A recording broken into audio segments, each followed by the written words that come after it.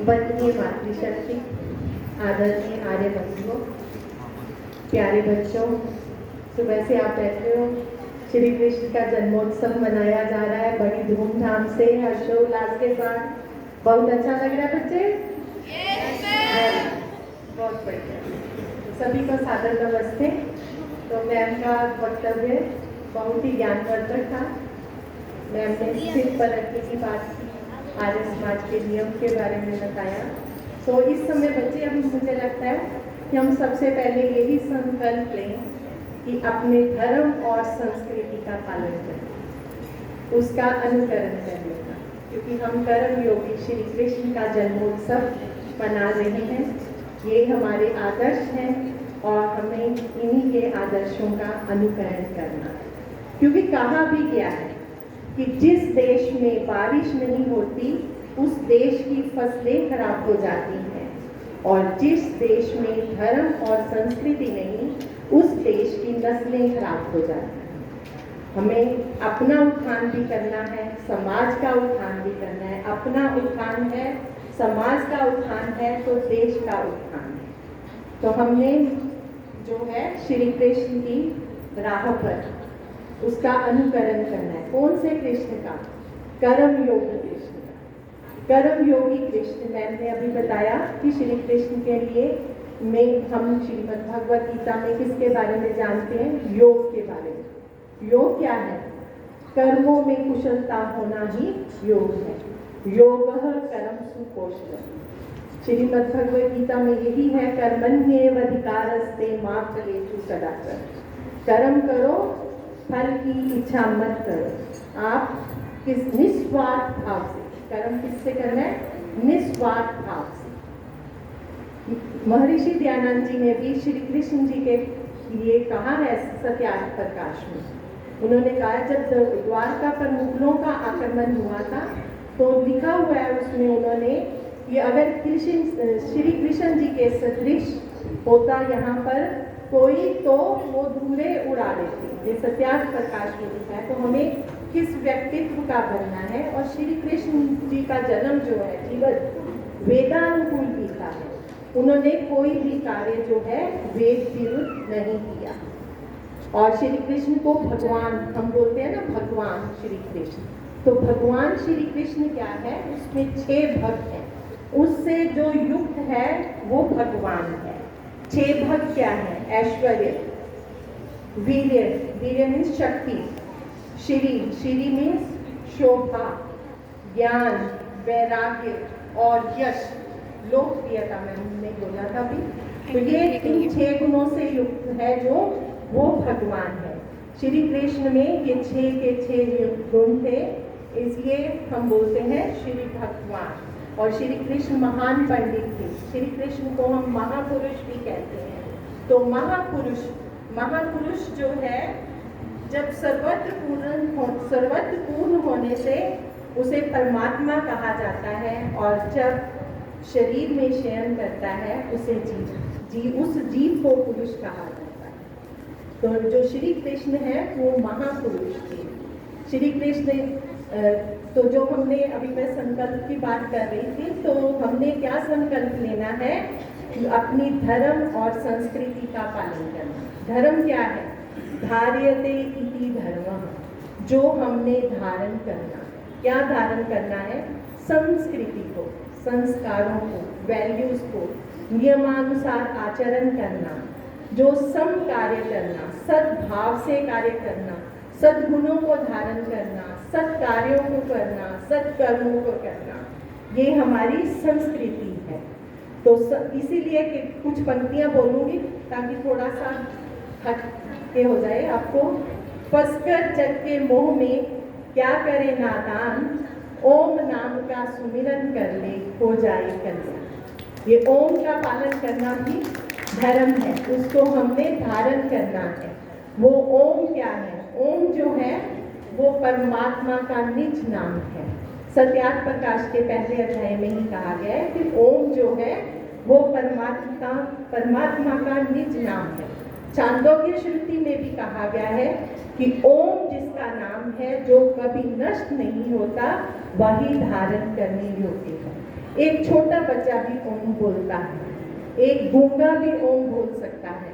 ये ओम जो है वो परमात्मा का स्वाभाविक नाम है।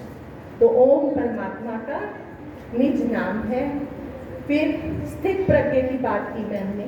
गीता का उपदेश है बुद्धि का स्थिर होना, अपनी बुद्धि को स्थिर रखना, अपने में अहम भाव का ना लाना, अपनी इंद्रियों पर नियंत्रण रखना, इंद्रियों को विषयों की ओर आसक्त नहीं करना, अपने में राग, द्वेष, लोभ, मोह, काम, क्रोध, ईर्ष्या, द्वेष ऐसे भावों से दूर हटाना। श्रीमद् भगवद गीता में यही अपने जीवन को जीने का सबसे उत्तम उपाय है कि अपने जीवन को हम स्थिर बुद्धि से रहते हुए जीवन जिए, कोई भी चीज़ हमारे मन को विचलित ना कर सके। कहा भी गया है, मन जिसके वश में जग उसके अधीन, मन जिसके वश में नहीं वह दीनों का दीन। इसलिए हमारे में कौन से गुण होने चाहिए?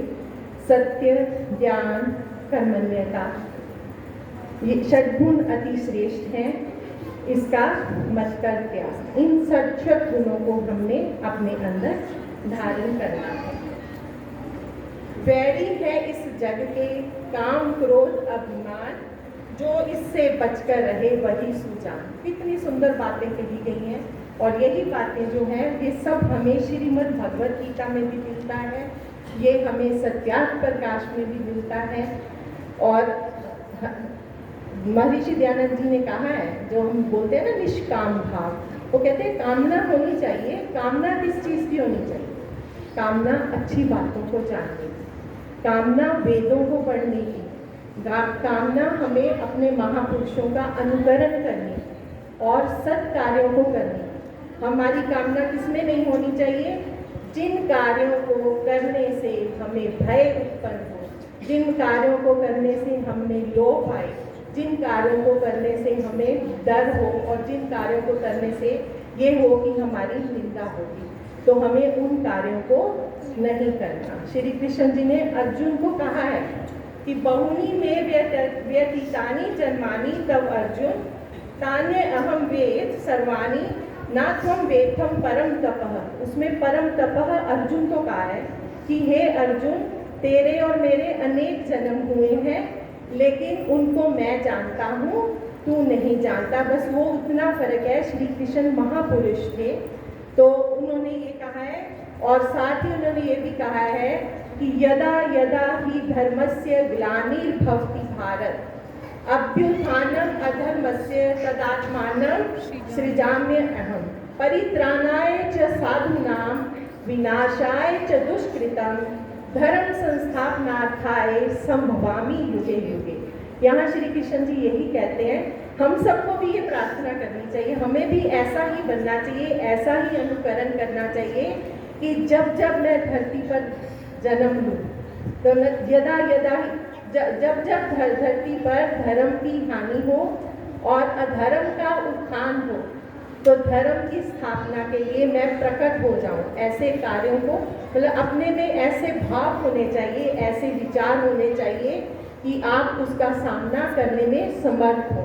परित्राणाय च साधूनां, साधुओं की रक्षा के लिए, विनाशाय च दुष्कृतम, और बुरे कार्य करने वालों के नाश के लिए, और मैं पुनः पुनः इस धरती पर सत्कार्यों को करता हुआ जन्म लूं। धर्म संस्थापनार्थाय संभवामि युगे युगे। हमें इस श्रीमद् भगवद गीता से यही सीख मिलती है कि हमने कैसे कार्य को करना है, सत्कार्य को करना है। श्रीमद् भगवद गीता में बहुत अच्छा वैज्ञानिक क्रम दिया है।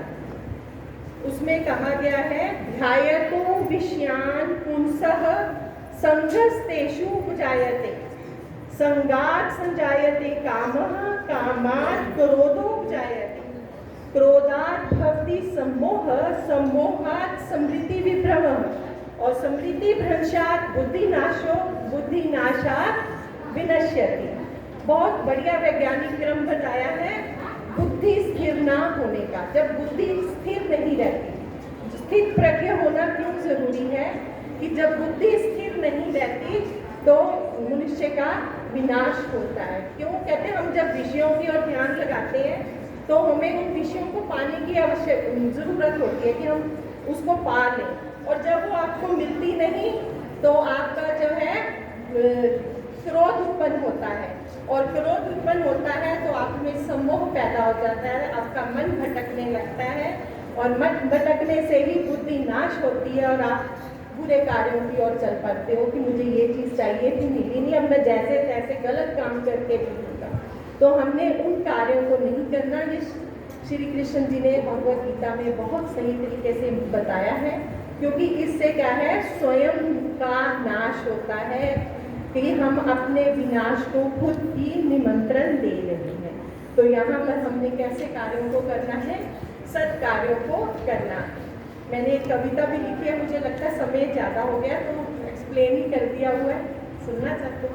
श्री कृष्ण का उपदेश समभाव कहा था, सुख दुख समय कृत्वा। सुख और दुख में मनुष्य को समभाव रहना चाहिए। तो कविता है, सुख दुख में समभाव रहना स्थित प्रज्ञ है कहलाता। समभाव रहने वाले का मन विचलित नहीं होता, अधिक होता है सागर की भांति, नदियां कभी विचलित नहीं कर पाती। ईर्ष्या द्वेष काम क्रोध से दूर रहना, विषया आसक्ति से ना भटकना, निस्वार्थ भाव से कर्म करना, यही है आनंदमय जीवन पाना। दिया उपदेश यही गीता में अर्जुन को श्री कृष्ण जी ने ऐसे विचारों को लाए अपने में, ना हो चिंता ना हो तनाव। जब हम सत्कार्यों को करते हैं तो किसी तरह की कोई ना चिंता होती है ना तनाव। जब कुछ बुरा किया होता है, झूठ बोला होता है, तो आप पूरा दिन अपना चिंता में डुबाते हो, कभी भी खुश नहीं हो सकते। ना हो चिंता ना हो तनाव, यही तो जीना है जनाब। विषयों का ध्यान करने पर, उनके प्रति आसक्ति होने पर, पाने की कामना होने पर, नापाक क्रोध आ जाने पर, क्रोध से सम्मोह, सम्मोह से बुद्धिभ्रम, बुद्धिभ्रम से होता है नष्ट, है ये वैज्ञानिक क्रम। दिया है उत्तम उपदेश के अर्जुन को श्री कृष्ण जी ने। अनुगमन करें, आत्मसात करें, अनमोल जीवन सफल बनाएं। तो अंत में मैं यही कहूँगी, जीवन बहुत छोटा है, जीवन बहुत छोटा है, उसे जियो। प्रेम दुर्लभ है, उसे पकड़ कर रखो। क्रोध बहुत खराब है, उसे दबा कर रखो। भय बहुत भयानक है, उसका सामना करो। समृद्धि बहुत सुखद है, उसे संजो कर रखो। धन्यवाद।